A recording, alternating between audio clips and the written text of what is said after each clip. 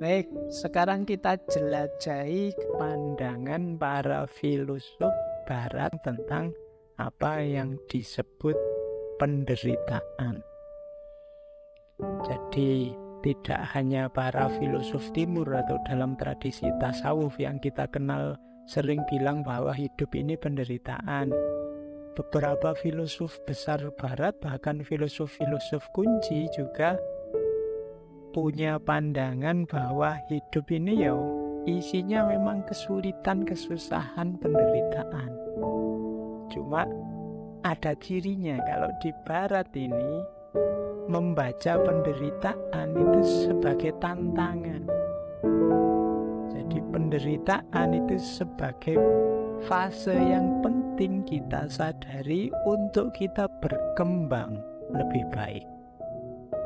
Begitu kita sadar, wah menderita ini, aku susah ini di barat biasanya dipandang sebagai tantangan. Gimana caranya aku keluar dari penderitaan ini, aku bisa menang dari penderitaan ini. Itu ciri peradaban barat. Misalnya ada pandangan dari, dulu pernah kita bahas, Arthur Schopenhauer. Beliau menulis tentang the world as will and idea, dunia sebagai keinginan dan ide.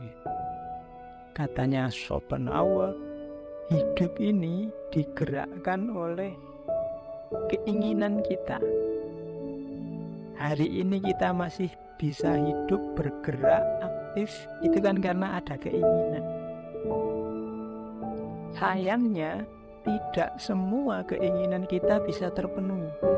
Bahkan bisa dipastikan sebagian besar keinginan kita tidak terpenuhi. Nah, akhirnya apa? Karena keinginan kita tidak semua terpenuhi, kan lahir kekecewaan, lahir kesedihan, lahir penderitaan. Jadi ternyata manusia itu hakikat hidupnya adalah menginginkan sesuatu, tapi di balik keinginan itu ada kondisi bahwa tidak semua keinginannya terpenuhi. Berarti apa? Hidup ini ternyata intinya memang sulit, menderita. Kalau gitu apa gunanya hidup? Bunuh diri aja katanya Arthur Schopenhauer. Jangan dikira bunuh diri itu bebas dari penderitaan, bebas dari keinginan. Justru bunuh diri itu kita terjebak pada keinginan yang lain. Keinginan untuk mati, keinginan untuk tidak ada masalah kalau saya sudah mati. Bisa-bisa kita tertipu. Jadi ingin bebas dari penderitaan dengan mengakhiri hidup, karena menganggap hidup ini serba penderitaan, tapi kita terjerat oleh penderitaan yang baru, terjerat oleh keinginan yang baru.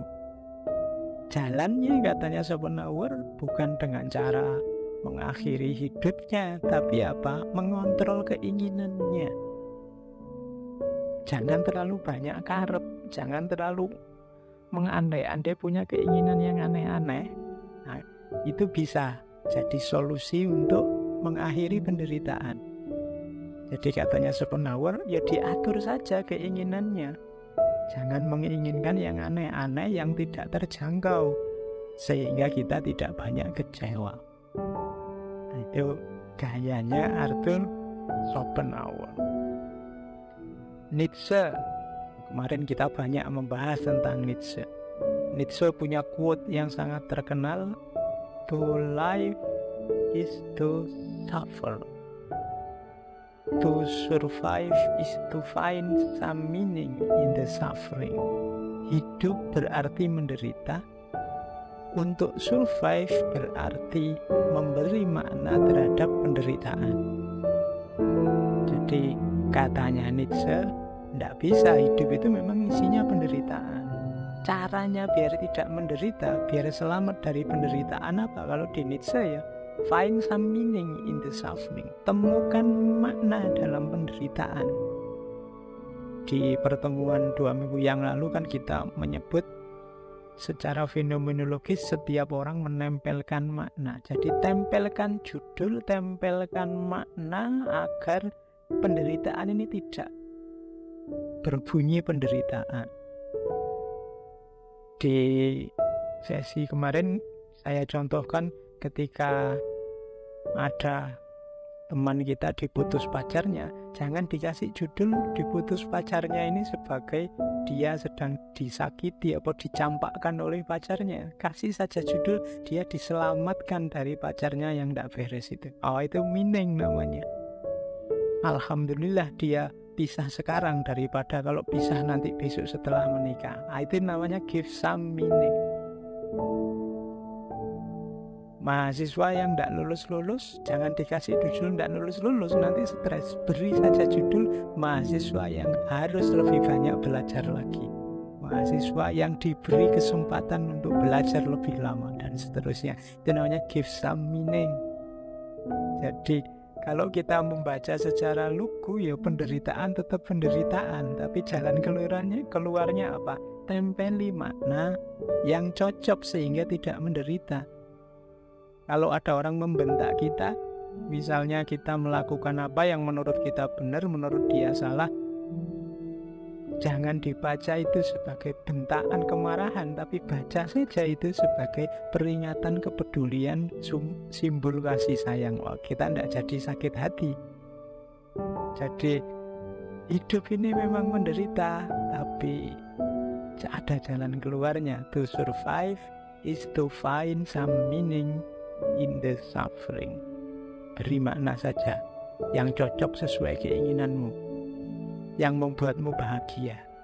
Nah, saya lanjutkan. Kalau di Nietzsche ada istilah Ja-Sagen. Ja-Sagen ini salah satu istilah yang terkenal dari Sartre yang artinya mengiyakan hidup. Hidup ini memang penderitaan, tapi jangan ditolak. Iyakan hidupmu. Apapun situasi yang menyakitkanmu, iyakan. Terima dulu. Karena kalau kita menolak situasi, kita tidak akan bisa keluar dari masalah, tidak akan bisa keluar dari penderitaan yang kita hadapi. Maka pertama-tama, ya jangan mengiyakan hidup. Situasi kita hari ini yang serba rumit, serba tidak jelas gara-gara corona, kita sebut saja memang sedang rumit dan sedang tidak jelas. Itu namanya mengiyakan. Jangan melarikan diri, jangan menganggap tidak ada masalah. Ada masalah, ya diterima, kita memang sedang bermasalah. Karena kalau mengiyakan saja belum, ya kita tidak akan ngerti ada masalah, apalagi mencari jalan keluar dari masalah. Jadi tipsnya Nietzsche selanjutnya, iyakan dulu masalah. Nah, baru kalau sudah diiyakan, sekarang keinginanmu apa? Kalau menurutmu ini menyakitkan, membuatmu menderita, keinginanmu apa? Disitulah nanti Nietzsche punya will to power konsepnya. Jadi, oke, kalau keinginanmu itu wujudkan. Kalau keinginanmu itu, ya lakukan. Jangan diam saja, jangan malas, jangan lemah, jangan jadi orang yang ingin dikasihani. Perjuangkan, wujudkan will to powermu. Keinginan, kalau mana letternya, keinginan untuk menang, keinginan untuk berkuasa. Jadi ada masalah, kita menderita, iyakan. Oke, iya, saya memang ada masalah, saya memang menderita, saya memang sulit. Iya, tapi saya ingin keluar dari penderitaan ini, saya ingin melakukan ini, saya ingin membuahkan itu, saya ingin menghasilkan ini, wujudkan itu. Jangan jadi orang lemah, jangan jadi orang yang ingin dikasihani. Itulah nanti will to power.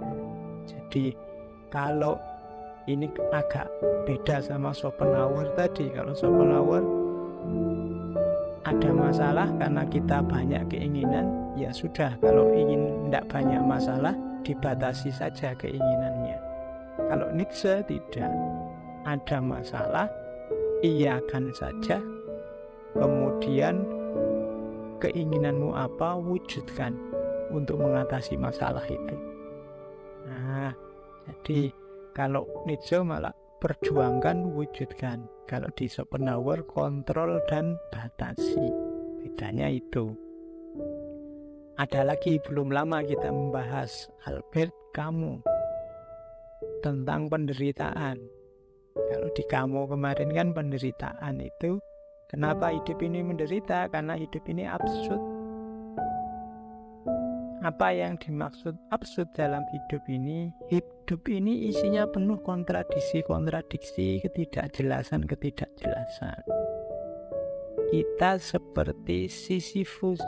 Dulu kita ceritakan ya bagaimana Sisyphus ini oleh dewa dihukum untuk menggelindingkan batu dari bawah gunung ke atas. Kalau sudah sampai di atas, dilepaskan lagi, menggelinding ke bawah, dia disuruh ngambil lagi, didorong lagi ke atas, sampai atas, dilepaskan, digelindingkan ke bawah, terus dia ke bawah lagi, dibawa lagi ke atas, terus digelindingkan ke bawah, terus begitu, tidak ada akhirnya. Hidup kita, katanya kamu, seperti ini, tidak jelas. Jadi apa, di mana awal, di mana akhir, apa target, apa tujuan, apa yang kita lakukan, ini sering tidak sinkron. Jadi hidup ini absurd. Ideal-ideal yang ada di kepala kita sering tidak nyambung dengan kenyataan hidup yang kita hadapi sehari-hari. Itu pun kita tetap merasa bahwa ideal-ideal kita itu luar biasa. Atau sebaliknya, kita tetap merasa yang kita lakukan itu cocok dan sesuai dengan ideal-ideal kita. Itu namanya absurd. Tapi katanya kamu, iya sih, hidup ini memang begitu. Semua orang juga begitu. Tidak ada hidup yang tidak absurd. Jalan satu-satunya apa? Ya nikmati saja hidup yang absurd ini. Kalau ada masalah, dicari jalan keluarnya. Jalan keluarnya kok absurd, ya tidak apa-apa, kita nikmati saja. Memang hidup ini cirinya absurd. Itu Albert Camus. Sama seperti tadi, Sisyphus tadi, sampai kiamat harus mendorong batu ke atas, terus menggelindingkan ke bawah, terus didorong lagi ke atas, digelindingkan ke bawah. Tapi dalam ceritanya Sisyphus ini gembira. Kalau kita kan stres, itu disuruh dorong batu dari bawah ke atas, kurang kerjaan. Tapi sebenarnya kita dalam banyak aktivitas juga kayak Sisyphus ini, kurang kerjaan. Jadi banyak hal-hal tidak penting, banyak hal-hal sepele terus jadi sepele besar, luar biasa. Kadang-kadang yang penting, urgent, jadi sepele. Betapa absurdnya hidup kita. Nah itu katanya kamu, ya tidak apa-apa, ya hidup memang begitu absurd, nikmati saja dan hadapi. Kalau kamu ingin berjuang, ya berjuang saja dan nikmati perjuangan itu, meskipun seabsurd apapun usaha dan hasilnya. Nah, dari 3 tokoh ini mungkin bisa tergambar. Jadi seperti apa gaya para filosof barat menghadapi hidup yang cirinya penderitaan. Jadi barat terasa lebih optimis. Penderitaan diposisikan sebagai tantangan yang harus ditaklukkan. Itu perspektif barat. Kita lanjutkan. Perspektif para filosof timur. Nah, ini para filosof timur ini dulu kita belajar Taoisme, Konfusianisme, dan lain-lain. Kalau menurut para filosof timur secara umum, penderitaan itu sebenarnya terjadi karena manusia ilmunya kurang, pengetahuannya kurang dalam. Jadi penderitaan itu lahir karena salah memahami hidup. Makanya nanti di banyak tokoh-tokoh pemikir besar dari timur biasanya untuk mengatasi penderitaan pertama-tama harus dibereskan pengetahuannya, jalan berpikirnya. Jadi dalam tradisi timur punya ciri bahwa penderitaan manusia itu lahir dari ketidaktahuannya. Orang menderita itu karena kesalahan berpikirnya, maka dia harus memperbaiki kesalahan ini, kemudian mulai berpikir yang dalam. Kalau di timur, berpikir ini kemudian diawali dari dirinya sendiri. Kenapa kok harus dari diri kita sendiri? Karena yang menderita kita. Kenapa kok kita menderita? Ya karena kita ilmunya kurang, pengetahuannya kurang luas. Seperti kemarin ya, waktu kita belajar tentang sakit itu loh. Saat kita belajar tentang sakit kan seolah-olah sakit itu hanya negatif saja. Tapi begitu kita buka beberapa simpul pengetahuan tentang hikmah-hikmah sakit, kemudian terasa bahwa oh iya ya, ternyata sakit juga bisa berdimensi anugerah. Berarti apa? Banyak mungkin penderitaan-penderitaan yang kita alami itu lahir karena kita tidak tahu rahasianya, tidak tahu hikmahnya, kurang luas wawasan kita. Penglihatan kita terbatas hanya di situ, sehingga terlihat seperti penderitaan saja. Padahal mungkin kalau kita ngerti porsi dan proporsinya, juga peta luasnya, mungkin kita tidak jadi menderita. Maka para filosof timur itu banyak yang masuk lewat pintu ini, bahwa tidak, penderitaan itu lahir karena pengetahuan kita yang kurang. Pertama-tama pengetahuan tentang diri kita sendiri. Makanya para filosof timur, pemikir-pemikir timur itu lebih cenderung menyarankan pertama-tama membereskan diri sendiri. Pertama-tama membahas siapa aku, dari mana aku, apa sih peran dan posisiku dalam hidup ini, dari mana asalnya rasa menderita ini, apa tujuan hidupku, dan seterusnya.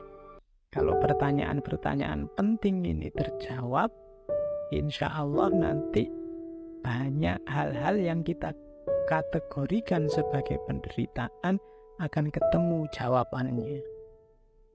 Nah, ini cara berpikir semacam ini cara berpikir khas para pemikir timur. Jadi tidak melihat ke masalah, tapi melihat ke manusianya yang bermasalah.